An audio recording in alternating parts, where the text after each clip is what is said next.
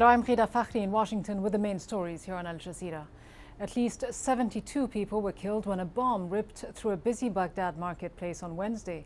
The explosion took place in the mainly Shiite district of Sadr city. More than 130 people were also injured. This comes just days before U.S. combat troops are scheduled to withdraw from Iraq's major urban centers.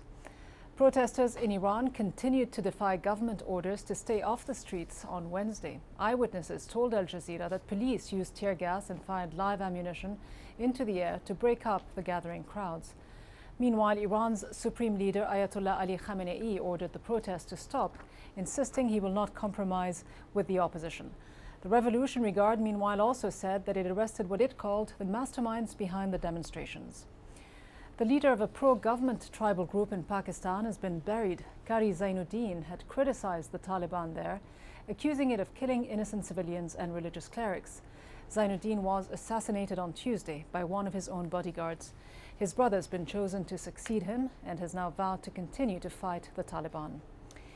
Israel's prime minister says he hopes to reach an understanding with Washington over Jewish settlements in the West Bank. It comes as a meeting between Benjamin Netanyahu and the U.S. Middle East envoy George Mitchell was called off, reportedly over the issue of settlements. The United Nations Secretary General is warning that the impact of the global financial crisis could last years and push millions of people into poverty. He made those comments at the opening of a three-day UN summit aimed at helping the world's most vulnerable nations. The world's richest countries have sent only low-level delegates to that conference, sparking anger amid attendees from developing nations.